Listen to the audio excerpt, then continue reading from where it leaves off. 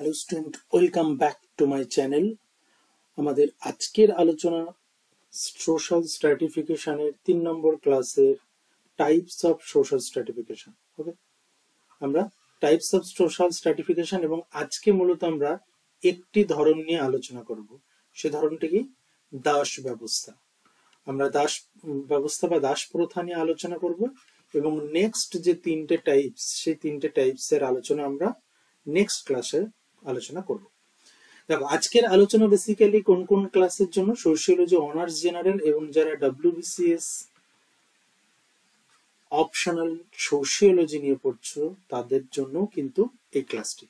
এছাড়াও ক্যালকাটা স্টেট, বিদ্যাসাগর কল্যাণী এবং নর্থ বেঙ্গল ইউনিভার্সিটিতে যারা রয়েছে, NOCOU-তে যারা রয়েছে, তাদের প্রত্যেকেই কিন্তু 4th সেমিস্টারের CC10-এ তোমরা এটি পাবে। ওকে, তোমরা এটা পার্টিকুলারলি CC10-এ পাবে এবং 6th সেমিস্টার জেনারেল স্টুডেন্টদের তোমরা DSC পেপারে এটা পাবে, সোশ্যাল স্ট্র্যাটিফিকেশন। আর বর্ধমান ইউনিভার্সিটি যারা রয়েছে DSC 1 পেপারে পাবে।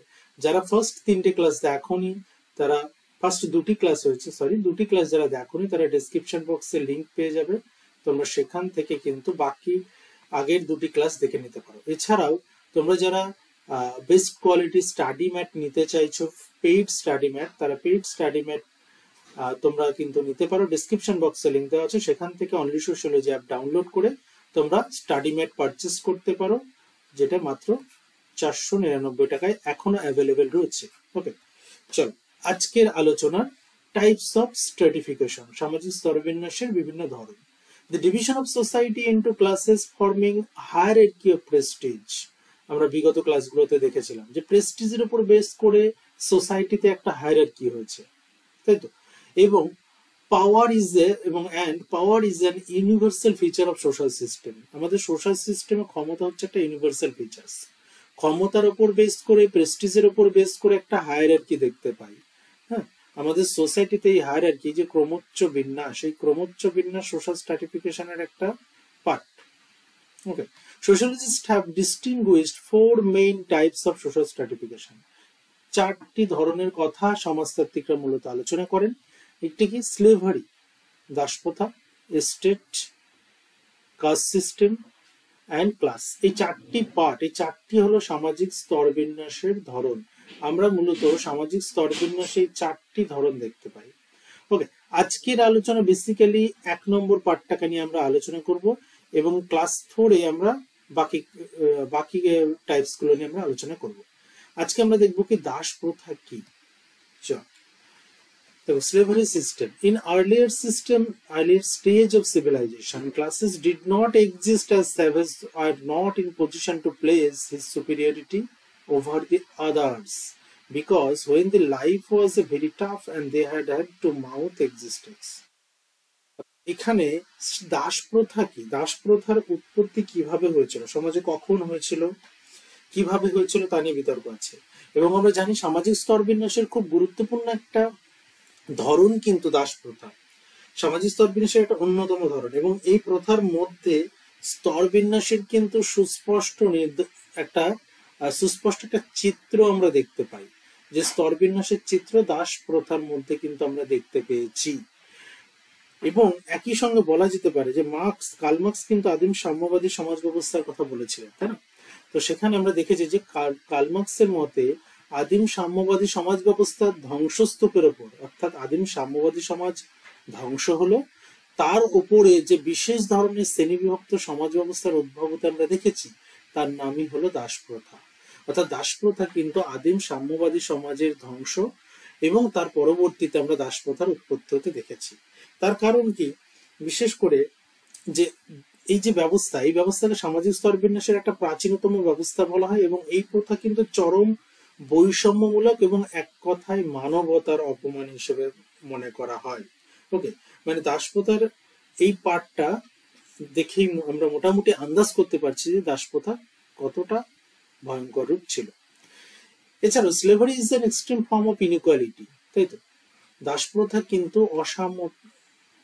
অসাম্য তৈরি করেছিল, wherein some individual are literally owned by others as a property, এবং এখানে কি এই দাসদেরকে নিজেদের প্রপার্টি হিসেবে ভাবতো।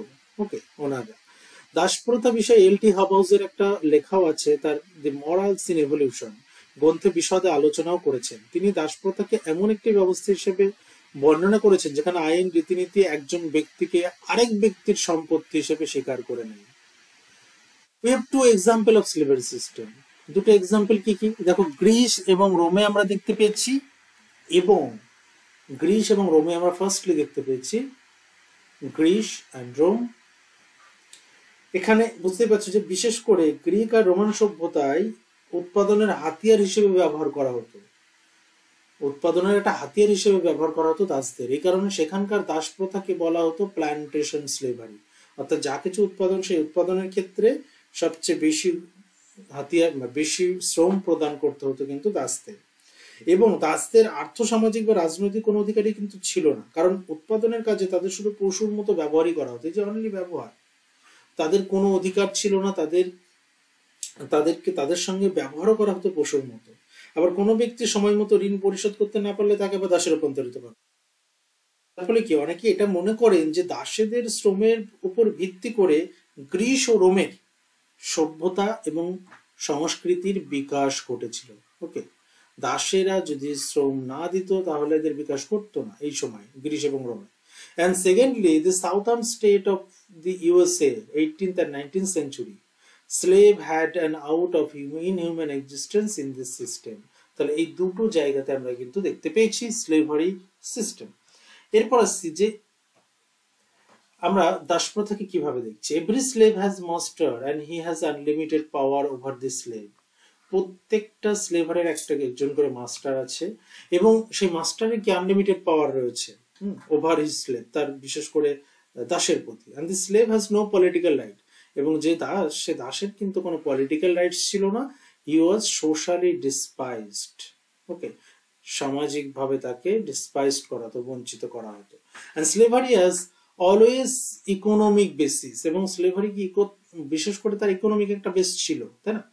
মানে বিশেষ করে দাসদের উপর বেস করে আমরা যেটা দেখলাম রোম বা গ্রিক সভ্যতার বিকাশ ঘটেছিল, তাহলে নিঃসন্দেহে আমরা এটা বলতে পারি যে দাসদের উপর বেস করে, মানে দাস প্রথা ছিল অ্যাকচুয়ালি একটা অর্থনৈতিক ভিত্তি, বা দাস প্রথার উপর ভিত্তি করে অর্থনৈতিক ব্যবস্থা গড়ে উঠেছিল। ওকে, এই কারণে নিয়বের দাস প্রথাকে শিল্প ব্যবস্থা বলে চিহ্নিত করা হয়। ওকে, and Neob hold that slavery is an industrial system. The emergence of slavery system is synchronized with the rise of aristocracy with thrift upon the slave labor.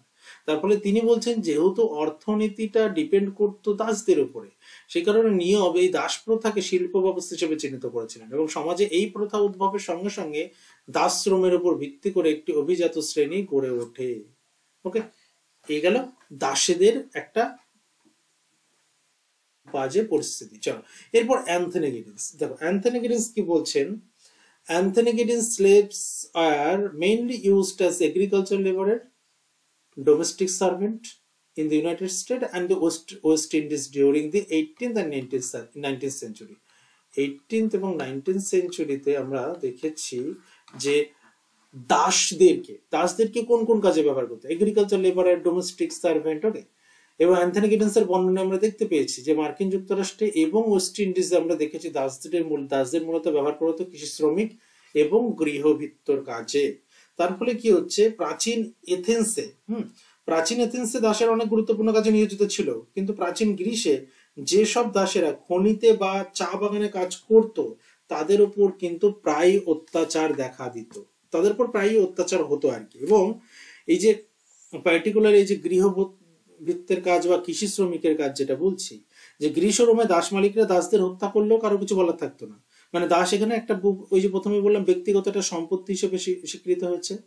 হ্যাঁ, দাস মানেই সে মালিক যা খুশি সে দাসের উপর যা খুশি বল প্রয়োগ করতে পারবে, এবং যদি কোনো মালিক দাসেদের হত্যাও করতো মানে সেক্ষেত্রেও কিছু কিন্তু বলার থাকতো না।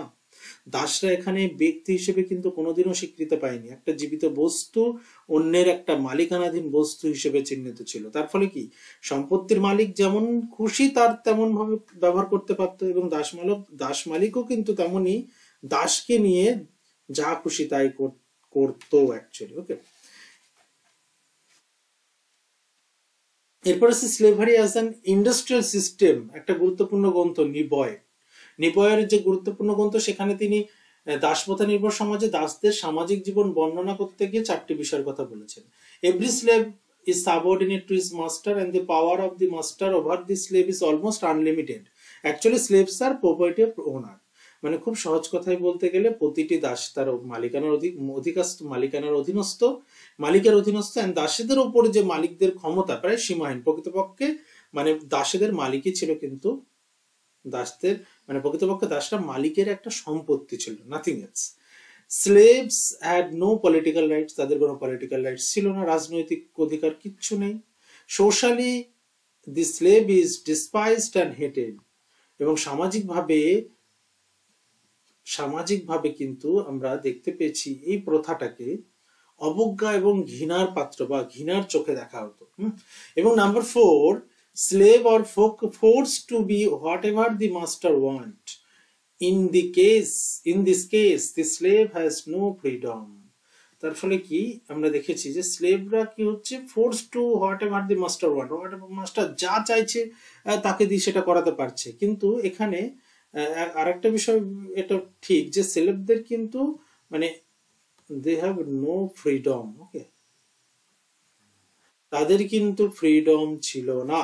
ওকে, তাহলে এটা গেল তাদের কোনো স্বাধীনতা ছিল না, তারা কোনোভাবেই কিন্তু ব্যবহার করতে পারতো না। দাসরা যা খুশি করতো, মানে মালিকরা যা খুশি করতো দাসদের নিয়ে, হ্যাঁ, দাসদেরকে নিয়ে মালিকরা তারা নিজেদের সম্পদ যেমন ব্যবহার করতো তেমন ভাবেই কিন্তু ব্যবহার করতো।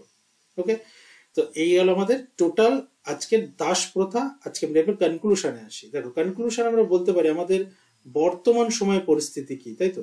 আধুনিক যে যুগ, এই আধুনিক যুগে দাস প্রথার কিন্তু অ্যাকচুয়ালি নেই বললেই চলে, তাই তো? নেই, কিন্তু দাস প্রথার বিলুপ্তি ঘটেছে আমরা জানি, কিন্তু কারো কারোর মতে এই দাস প্রথা কিন্তু পুরোপুরি বিলোপ ঘটেনি, টোটালি কিন্তু এটার বিলোপ ঘটেনি। কি হচ্ছে, পুরোপুরি বিলোপ কিন্তু ঘটেনি, ভিন্ন আকারে আমাদের মানব সমাজে কিন্তু সেটা এক্সিস্ট করছে, মানব সমাজে আমরা দেখতে পাচ্ছি সেগুলোকে। এবং এ প্রসঙ্গে দুজন অধ্যাপকের নাম আমরা বলবো, ম্যাকাইভার অ্যান্ড পেজ।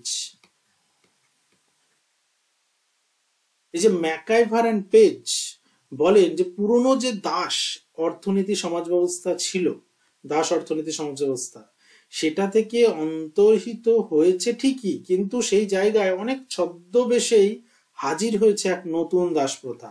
এবং তিনি কিন্তু নিউ স্লেভারির কথা বললেন। ওকে, যে নতুন একটা দাস প্রথার উৎপত্তি হয়েছে। সেখানে কি হচ্ছে, মানে প্রভু আর ভিত্তের মধ্যে যে সম্পর্ক, দাসত্বের মূল সূত্র, সেই সম্পর্কে আজ থেকে দেখতে পাওয়া যাবে একটা যুদ্ধবন্দীদের শিবিরগুলি বা কনস্ট্রাকশন ক্যাম্পগুলি। অর্থাৎ এখানে কিন্তু আমরা দেখতে পাচ্ছি যে আধুনিক যুগে এই দাস প্রথা বা বিশেষ করে স্লেভারি সিস্টেম যেটা আমরা বলছি, এটা কিন্তু বিভিন্ন পার্টে বলতে পারি, বা আমরা দেখেছি বিভিন্ন তাত্ত্বিকরা বিভিন্ন রকম ভাবে এটাকে কিন্তু ব্যাখ্যা করেছেন। ওকে, তাহলে এই পর্যন্তই আমাদের টোটাল দাস প্রথা কমপ্লিট থাকলো। আমরা নেক্সট ক্লাসে বাকি যে 3টি প্রথা, সেই 3টি প্রথা কিন্তু আমরা কমপ্লিট করব আমাদের নেক্সট ক্লাসের মধ্যে দিয়ে। ওকে, তাহলে ভিডিওটা ভালো লাগলে অবশ্যই তোমরা একটু লাইক করে দিও, আর যারা এখনো চ্যানেলটিকে সাবস্ক্রাইব করোনি তারা অবশ্যই চ্যানেলটিকে সাবস্ক্রাইব করে রাখো, এবং বন্ধুদের সঙ্গে অবশ্যই শেয়ার করতে ভুলো না। দেখা হচ্ছে নেক্সট ভিডিওতে।